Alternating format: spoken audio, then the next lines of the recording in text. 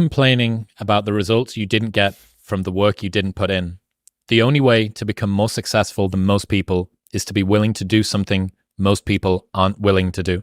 You've already achieved goals you said would make you happy. You've already achieved goals you said would make you happy. Sean Puri's got this thing where he says, don't follow what most people do because you don't want the results that most people get. The average person is obese, likely to be divorced, and has less than 1K in the bank. It feels safe to do what everyone else is doing, but it's actually a terrible decision.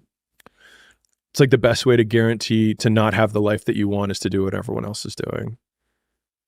Unless you want what everyone else has, which no one does. Right? Like, people think of me as like some big alpha, whatever. I was like, I was so afraid of my father's disapproval that I didn't tell him until I physically left the state. Like I'm not like, think about that. Like, I wasn't even just one state over. I was like 5 states over. And then I was like, hey, by the way, I'm going to California. And he was like, well, let's come over. We'll talk about it. And I was like, I'm in Ohio. Already here. Yeah. Yeah. Already. And then then obviously he had a different reaction. Right? But then after that, it was like, what do I have to do now? It's like, oh, I gotta sell strangers. And I was like, I told my dad I didn't want to do what he wanted. How hard could this be?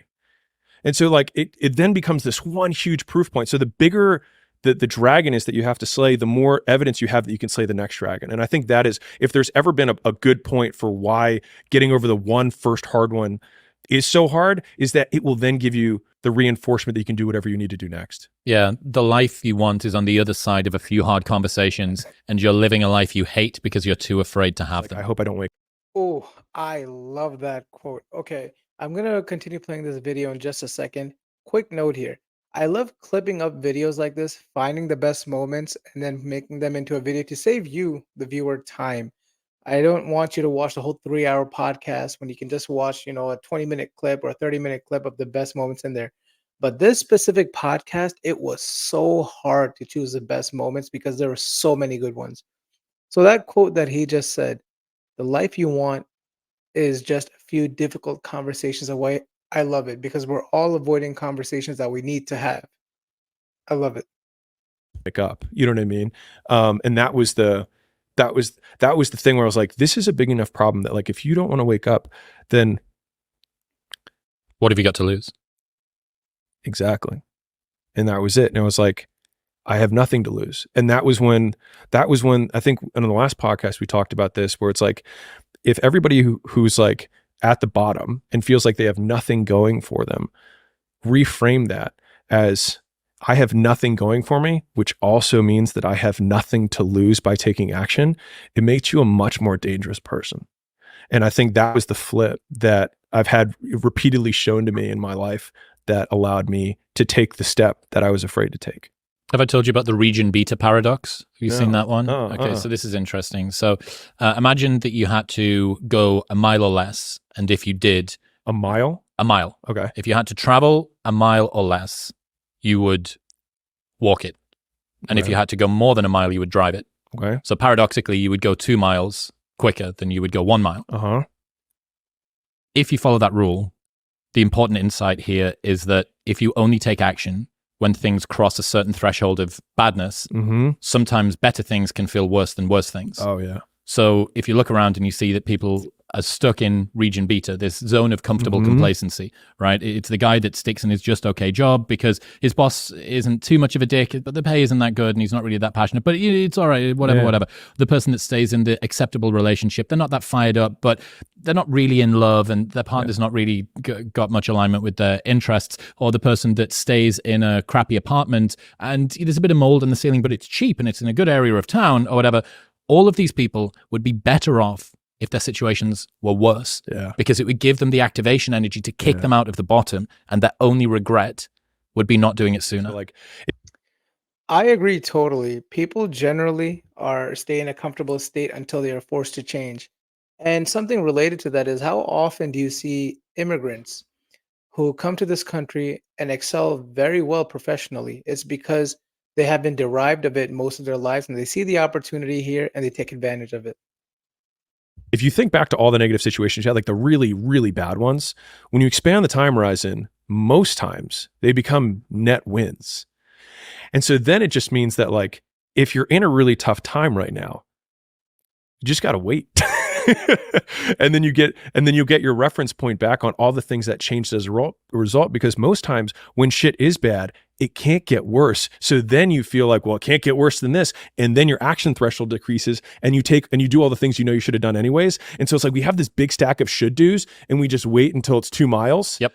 And then you're like, I'm getting in the car. Like the firing conversation. And you're like, well, I just fired one person, or like I just ended one partnership. I just broke up with one girl, or whatever it is. And you're like, who else do I need to talk to today? Right? Like, and then in like like you have these rapid periods of growth that happen. And then you have the next web of comfort because it's way better than you were before. Yep. The heaviest things in life aren't iron and gold, but unmade decisions.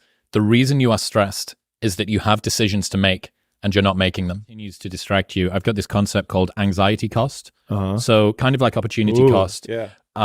When you have an unmade decision, every single second that you spend thinking about the unmade decision could have been gotten back had you just made the decision. Oh yeah. And realizing that it's a justification for eating frogs earlier in the day. I need to answer that email.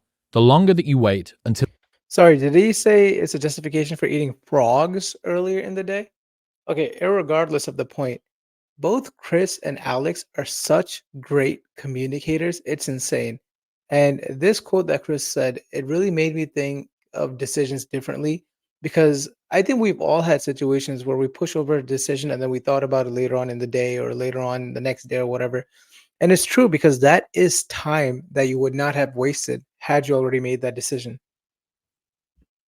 You answer that email, the more times you will think the thought, I need to answer that email. Yeah. And if we assume that what truly, truly matters in life is the time and the attention that we spend within that time, your time is being captured and your attention is being captured by a thought that could have been gotten rid of had you have just done it, had you have just had the conversation, broken up with the relationship, left the job, told the father, whatever. You're not afraid of failing. You're afraid of what other people will think of you if you fail. But if you're afraid of that, imagine what they think of you when you aren't even trying. Oh yeah, they aren't. I'm such a dick sometimes. Is it strange to hear your like angry toilet tweets read back to you now in the cold, harsh light of day? Oh, God, that was a particularly difficult poo I was cracking out there. Real talk, the tweets that I have, people don't know this, but the tweets are notes to self. Yep. So they're just directed at me so that I can look back on them and like be reminders of like, hey, don't do that. And so like, I think to myself, man, I'm afraid of doing this. And I'm like, no, I'm not. I'm afraid of what this person's going to think about me. Because if I were to be able to fail in quiet, in complete isolation, then I wouldn't care. And then I think, well, what if I don't succeed in public? What do they think then? Nothing, right? They don't think about me at all. And so obviously that comes from the perspective of seeking to gain approval and attention from others anyway. So it's like, listen, if you're insecure, which everybody is, let's be real, you might as well use the insecurity to get something out of it, right? Like one of my favorite things about entrepreneurship is like, use what you've got. And so a lot of people think that they need to fix their conditions in order to get like the perfect conditions before they start. But the perfect condition is whatever one you're in, because it gives you whatever assets you have. That's the cards that you're dealt. And so you just play the hand. And a lot of people have great cards. It's like, man, I'm so afraid of, it's like, use it. It's like, I have nothing. What makes you very dangerous? Because you have nothing to lose, right? Like one of the really interesting things I think about from a business perspective, but it probably applies to everything, is that there's always an advantage and a disadvantage from every position, right? So like I remember Gym Launch is still a big company and still continues to grow, but in the gym licensing space, there's not many people who can compete with us there, right? And I would talk to guys who are in the space, I would talk at a conference, whatever, and younger guys would be like, well, I want to be in this space too. And it's not fair because, you have this big advantage. And I was like, you have a way bigger advantage than I do. I was like, because if I were in your position, I would go to every single gym owner and be like, you don't want to be with Gym Launch. You don't want to be with Alex. You're just a number to him. Like, you're never going to talk to him. Like, you're just a cog in the wheel there. With me, you're going to get my personalized attention. There is just some employee down the chain that's following some process, right? I was like, but on the flip side, if I'm talking to that same gym owner, then I'm going to say, you don't want to talk to Jimmy. He lives in his mom's basement. He has no proof that he's good at what he's at. The reason that we're number one in the space is because we've done it so many times and we have a system that we know that if you go on this side, you will get this result on the outside. I was like, there's always a position and there's always an advantage. I was like, you just have to play the one you've got. And most people just look at what everyone else's advantages and don't think, which one do I have? Douglas, in life, we must choose our regrets. And I was like, fuck. Oh my God. So I'm 3 Manhattans deep in Douglas Murray's apartment in Manhattan at 2 a.m, and he sneaks off to the toilet. And I quickly write this down because I know that my like half-cut alcohol brain isn't going to remember it. So I note it down. That was all the trigger that I needed, which is also a good argument for noting things down. And I must have reflected on that for a year.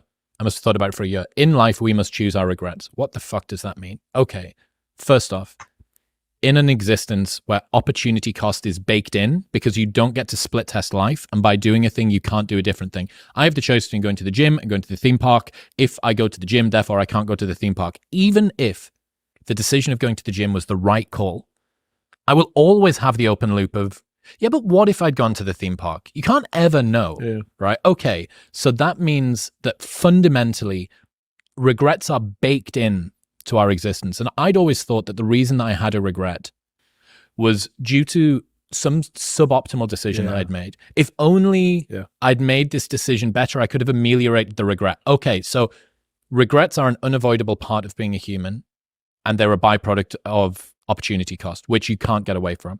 But what does it mean that you have to choose your regrets? Okay, well, if regrets are inevitable, if they're going to happen no matter what, an easy way to look at the decision is, rather than which do I want to do, which regret could I live with? Mm-hmm. Because there are certain regrets that you can't bear living with. Now, you can bear living with them, but they're going to be worse than other ones. Yeah. So what is the difference between I need to have a difficult decision, I need to have a difficult conversation with my boss about leaving to go and do this thing, or I need to, that's the regret. That's one regret of the sitting down and seeing them face to face and telling them that you're going to leave their small mom and pop business and you're the main salesperson and it's going to be terrible and they're going to cry and you're going to feel like a piece of shit. That's one regret. Another regret is looking back at a decade that you waste in a job that you fucking hate. Yeah. So in life, you have to choose your regrets. I love. You don't gain confidence by shouting affirmations in the mirror, but by giving yourself a stack of undeniable proof that you are who you say you are. Outwork yourself to out. And again, a lot of the tweets that I have are notes to self, because like I have a big presentation coming up. We got 500,000 people who are registered for this book launch that are coming out. And I'm thinking to myself, it's like, how can I guarantee that when I step off stage, no matter what happens, I feel like I've accomplished, that I've done a good job, that I can look at myself in the mirror and say, good work. And when I was younger, I used to have no way to do that. And that's because I measured everything on outcomes. But I feel like as I've gotten a little bit more experienced, I do have a way to win now, but it's hard. And the way that I win is when I finish and I say that there's nothing else I could have done. And so that means that like the reason that I feel confident about this book that's coming out is I wrote 19 drafts of the book, 4 full rewrites end to end to make the book. I did 6 hours a day, my first 6 hours from 6 a.m. till noon every day for 2 years to get this book to where it is now. And when I was done with the book, I was like, there's nothing else I can do to this. Like this is it. There's nothing else. Like I can't make it simpler. I can't make it shorter. I can't cut it. I can't add a visual that I should have added. It's done. And so to the same degree with the presentation that I have, I gave myself this framework of like, okay, well, if I were to speak in front of 10,000 people, I would probably spend a good amount of time prepping the presentation to make sure it was good. I was like, well, I'm gonna speak in front of 500,000. I was like, so I can rationalize spending 50 times the amount of work and effort and time to make this thing exceptional. Because I mean, the numbers are hard to fathom, but that is the numbers. Like if I had a 10,000, that's what I would do.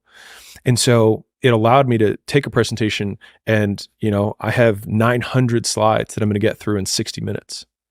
And I have now every single day, I do a full draft of the, I'd say the presentation in my head. And then I do a second run where I say it out loud and I record it. And then after I record it, I play the recording with the slides up and I fix or add every slide where I stumble or there's something that should be there or visual, and I keep going until right now I'm a week and change out. And there's not much else I can do to it. He disapproved of my whole thing. And for 5 years, we didn't talk very much. And so he calls me up he says, hey, you're going to want to sit down for this. And I'm like, okay, what? Are you pregnant? And so he says, I'm sorry. And I was like, for what? And he was like, for everything. Right now, mind you, like this is a Middle Eastern father born in Iran to a Middle Eastern father there who was even more legit. Like where my father was born, women weren't allowed to drive cars. Cars came with drivers with them when you bought them. The driver came with the car. Where like he was born in a very different world. Like fathers don't apologize to sons. It just wasn't that way. And I have a little bit more awareness than I did then, and I can see that now. But for me, I was like, now you apologize. You know what I mean? And so rather than take it for the olive branch that it was, I said, I didn't care about your opinion 5 years ago when I left. And I was like, and I don't care now. And he was like, well, we'll see how long your success lasts. And so what could have been a really nice exchange ended up becoming pretty ugly. But the main point there was that I wanted to, in the beginning, like make as much as my father. Then it was make more than my father. And then it was make more than my father had ever made in his entire life. And once I had achieved that, I realized that as much as like, it sounds terrible to say this, but like I was trying to beat him at his game.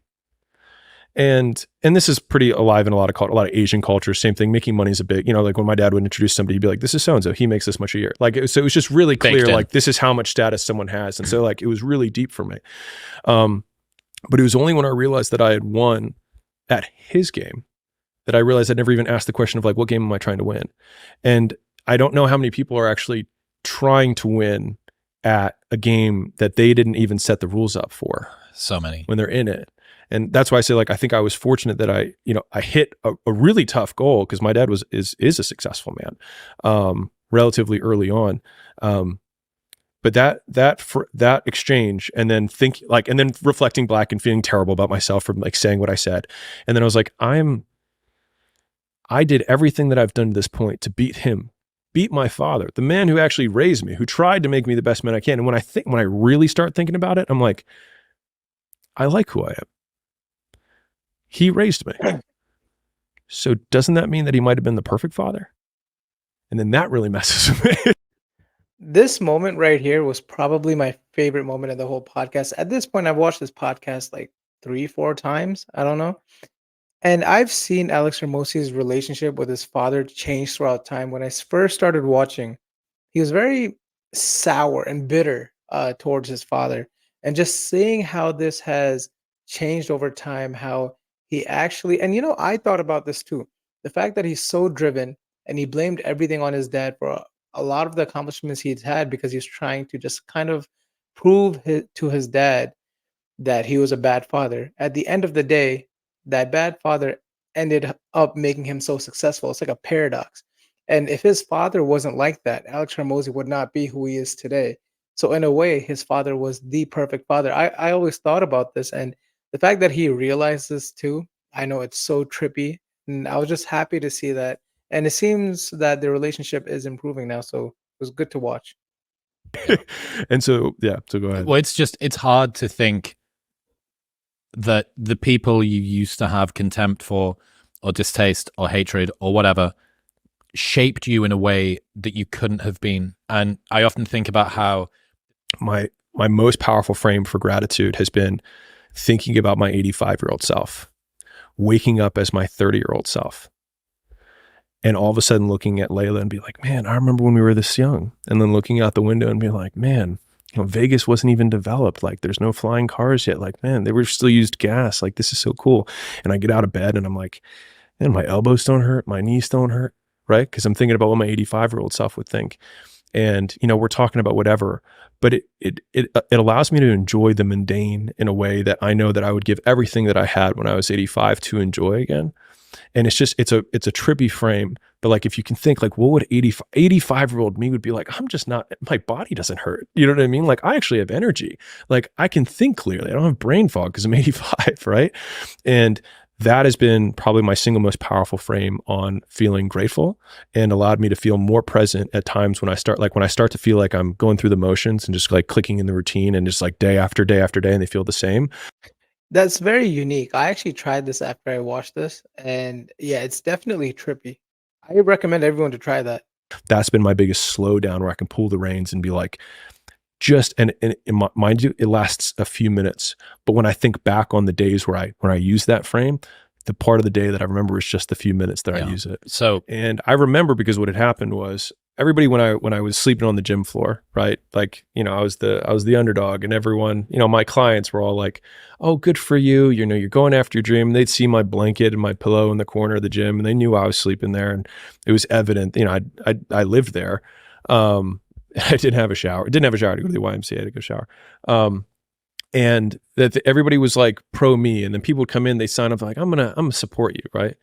And then within 9 months, I had hired people and I had a manager, and I pulled up, and I remember I walked in the lobby, and all the same people were like, "Oh, boss man's here. Oh, you're not too good for us now, right?"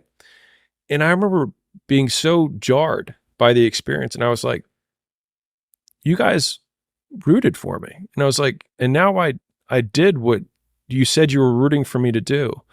And that was when I realized that people want you to do well, but not better than them. There's a quote that I want to hit here that I think would be relevant to what we were just talking about with the people who were sad and alone. And one of the biggest breakthroughs that I had from a mental perspective was actually defining emotions for what they are operationally. So sadness comes from a lack of options, or rather a lack of perceived options. And that's why it feels like hopelessness, because you don't know what to do. But when I realized that sadness meant that I didn't know what to do, it meant that another way that I could define sadness was ignorance. And that is solvable. And so whenever I feel sad now, it's been my trigger to immediately think, what do I not know? What option do I not see? Because the opposite of that is anxiety, which is you have many options and you have few priorities. Looks, you have many paths that you could pursue and you just don't know which one. And so being able to operationalize what these emotions felt like. So if you feel sad, it just means that you need to go learn more, and that you can do. And then all of a sudden the learning more becomes the option, and then you don't need to feel sad anymore. And that was like one of the biggest breakthroughs from my like mental health, or whatever you want to call it, mindset, that set me free. And I've taken a lot of effort to try and operationalize emotions so that I can either get out of them or lean into them. So like patience, for example, right? I'm only bringing this up because I think it might be relevant to some people, is that most goals are attainable if you expand the time horizon, even enormous ones. Like you can do anything in 10 years. You could walk to the moon. There you go. You can do anything. And so for me, I would say, a naturally impatient person. Like I tend to want things immediately now. And you know what? You probably are too. But once I defined patience as figuring out what to do in the meantime, it allowed me to control what I did. Because now, like you and I are being patient for your stock investments. Right now, as we're on this podcast, we're being patient for that because we're doing things in the meantime. And so whenever I felt impatient and wanted to change course, I had to just redefine, what do I need to do today? And if you are sad and impatient, then it means that right now you need to learn what the option is that you need to go pursue. And then that makes it very much under your control. And so step by step, each of these emotions over time, I spent a lot of time trying to define them out so that they no longer control me and I know how to solve them. And then now it just becomes a faster and faster muscle. Like, oh, I feel anxiety. That means that I have many options, that I don't have priorities. Okay, what's my priority? And then all of a sudden, what used to take days of anxiety and feeling this, frog in my throat was just, oh, I need to make a list of all the things that I'm looking at. Which one's the most important? Ignore the rest. And then I'm good. And what used to take days takes minutes. One of yours is, you don't have to feel good about it. You just have to keep going. The feeling will pass, but you will remain. You are greater than your feelings. Going to bed late and waking up early to work for a few days won't kill you. You're not going to burn out. You're doing what it takes. If you're one of those people that push work-life balance, just remember, the people who like working a lot don't care. I've never regretted trying harder at anything ever. Hard times last long, but an epic story feels like a lifetime. Nailed it. Fuck yeah. I just think when I look at you in particular, and I realized this during our second conversation at the start of this year, the reason that people get confused about your motivation and your workload is that they don't realize that the thing you do for work is the thing that you do for fun. That's the fundamental misunderstanding that people have. Yeah. And because of that, you're prepared to work hard. And working hard doesn't feel like wasted time. Lots of people associate working hard with not making progress. Therefore, working feels like wasting. So The idea that working hard doesn't make progress is one of the biggest farces that exists in humanity, because at the end of the day, whatever you amount to isn't going to matter anyways, right? And so if there is anything that's eternal for us, at least as individuals, it's going to be who we become in the process. And so one of my favorite quotes is, the work works on you more than you work on it. And so if you want to be the best in the world at something, you do the work to become the best in the world, and the work works on you. And so, I mean, there's a biblical proverb. I think it says like, there is profit in all labor. And that means that even if the thing that you're working on right now doesn't amount to the outcome that you expected that it would, it doesn't mean that you don't become better through doing it. And so I'll give you a very real example. So I spent 5 years building a chain of gyms. So I had 6 locations, and after that, I sold 5 of them. I shut one down, and then I transitioned to doing turnarounds. In the transition between shutting my gyms down, I got a big payday because I sold my 5 gyms. Big for me, relative. I took all that money and I put it into the next thing. The partner that I had in that next thing ended up taking the money and disappearing, filing bankruptcy, and sending it to his girlfriend in Sweden. I couldn't make this up. So there was no way I could get the money back, and he had filed bankruptcy. So there's no course of action for a lawsuit. And so a lot of people would probably go through that mental situation and think, and I went through this, was thinking, I just wasted the last 5 years. Like I literally started a chain, built, like put everything into the second location, put everything in the third location, the fourth location, kept going, right? I kept doubling down, and then I get my big payday and I put it all on black, and then it disappears with one spin of the roulette. And so here I am, and I'm like, I have nothing to show for the last 5 years of work. But then in the next 12 months, I made more money than I'd ever made in my entire life up to that point. The 5 years I made more profit the next 12 months than I made in the last 5 years times like 5. And it was because, and this is only, I was only able to realize this in retrospect, which is why I'm sharing it, which is that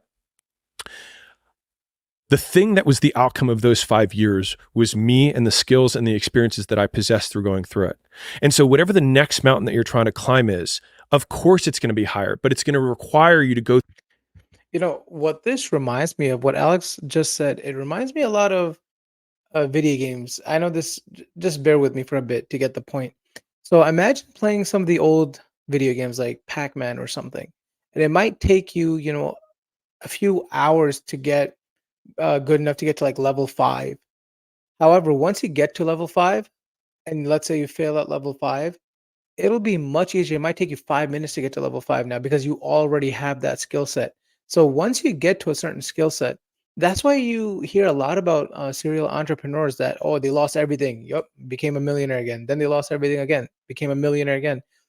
Once you have the skills, it's easier to become financially successful once you have the skills, from my point of view, from what I'm seeing here. Through the smaller mountains to get to that point. So, because the more able you are, the more able you realize you can become. And you will get way bigger outcomes from the things that you have, like the path that led you here, than you think you can. And so it's amazing how much smarter you can appear with 20 minutes of preparation. Like you can appear 50 IQ points smarter if you just prepare for meetings for 20 minutes. I remember I did a consulting day, which I've only done 3 in my entire life. And when I showed up to the day, because I always want to make sure that everyone always gets more from me than they give me, I had taken, I don't know, 4 hours. Not a long time, but a long time for, I think, some people. But for me, 4 hours is nothing. I count in hundreds, so this was irrelevant. And so I put like 4 hours and actually took the time and put it in to do research on the individual. So I looked at every single page they had, every landing page, every offer, everything. And I had 7 pages of things that I thought would make them more money. And so when I started, I was like, this is what we're going to go through today. And I'll walk you through line by line, and you'll have this as a take behind so you can execute it with your team. It was a bigger company. And the guy was shocked. He was like, never in my entire life has anyone had this much preparation. And that's when it goes back to, like, you need 20 podcasts to be in the top 1%. The bar for excellence, like, I have this timer that I have on my desk, which it's the easiest purchase you can make. I think it was like $7 on Amazon. It's a little twist kitchen timer. It's very easy. And it's been probably my biggest focus hack, to date, which is I turn it when I want to start working. And part of it allows me to think how long, I get better at predicting how long it's going to take me to do something. So I think this will take me 35 minutes. So I turn the clock to 35 and I click on. And then I start working on the thing. And the moment my phone rings or I look at Slack or whatever, I stop the timer. And so you actually see that your time on task is usually significantly less than you think it is. And I think that in my early days, I would spend a very long time in front of a computer telling myself that I was working with very few minutes actually on task. And that's why I think that most things are actually significantly easier than people think they are. They just don't know how to try hard. Because the harder that you try, the easier it gets. And so it's like, if you can just learn to love what trying hard feels like, then all of a sudden it becomes unreasonable that you can't win. So like, for the presentation that I'm giving, I explained a little bit earlier about what my process looks like. If you were to say, what would it take for somebody to be unreasonably good, that it would be impossible for them to not be a top 1% salesman or a top 1% content creator, and you said, what would that person need to do?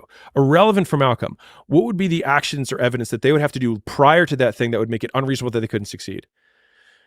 And then you do those things. What happens is you realize that it's actually not that hard because you put so much work into it, and the bar from other people working is so embarrassingly low that they then ask you how you did it, and it must be easy. Consistency doesn't guarantee that you'll be successful, but not being consistent will guarantee that you won't reach success. The more I listen to this, the better my life gets. If they don't have what you want, don't listen to what they say. There's no greater waste of time than justifying your actions to people who have a life you don't want. That was a message to my younger self. But I remember I got in, well, I won't call it out. Let me see how I can say this the right way. You know what? I'll just say it. I'll whitewash the names. So I was with a family member, and we were all around the kitchen table, and it's during the holidays because I don't go home very much. And they kind of started attacking me. And they were like, I would never live your life. You're so unbalanced, like attacking. And I was like, what are you saying? And she said, I just would never do that. And I was like, all right, well, what part of my life is unbalanced? I was like, do you feel like my health is unbalanced? I was like, do you feel like my marriage is unbalanced? I was like, do you feel like my finances are unbalanced? I was like, what part of my life do you feel like is out of whack? She was like, I'm not as good with words as you are. And that was and I was like, okay, so the fact that you can't make a logical argument, I'm not going to continue how that conversation went. But the TLDR of that was I really thought a lot about it. And it came down to, I wouldn't live your life. And my response to that is, good, don't. It's not your life, it's mine. Live yours the way you want. And I wouldn't live your life either. And so what ends up happening is they become these statements, these projections that are not actually real. Now, on some level, maybe they were saying that because there was envy in that aspect of like wishing that was there, that they were living that life. But in this particular instance, I don't think it was. I think they genuinely were trying to help. It was a family member, and they thought that I was being misguided. No, but it was this is an intervention. Let me hold the talking pillow. Alex, we've all come together because we care about you. We really feel like we need to have a conversation here. It's exactly what it was. Yeah. And I got so angry. You? No. So angry. No. And, you can hear Layla like patting my back like I'm like, you can feel the heat coming off of me as like I go upstairs and I'm like, how dare she, whatever. Yeah. But it really just came down to like her just saying, I don't want to live your life. And I think the answer to that question is good, don't. And I think that has been one of the things that has diffused so many of these like hateful comments where people dehumanize you or whatever and make you into this ideal that they reject. And it's like, you're right. One of the things that I had a mentor tell me to say is like, when you're in an argument, if somebody's like, it's like, you're a terrible person, blah, blah, blah, blah, blah. You just say, you're right. And then they have nothing to say. And then you just move on with your life. And so like, in that way, it's acceptance, but of like your idea of who I am that you hate so much, I accept it. I can live with that. Even that, but like, we don't want to think, what if I am? I don't need Yeah. to believe that, but I can do that and I can end the conversation. So I'm taking improv class. Well, that's the end of that highlight video. I hope you enjoyed these clips. So again, I love watching podcasts on personal finance, on motivational content, politics, current events, and I take the highlights of all of those podcasts, put them into a clip, and then do commentary on them because I want to save you time. I don't want you to go and watch the whole 3-hour podcast if you don't need to. If you enjoy content like that, please feel free to like and subscribe to my channel. I'll see you in the next video. Thanks.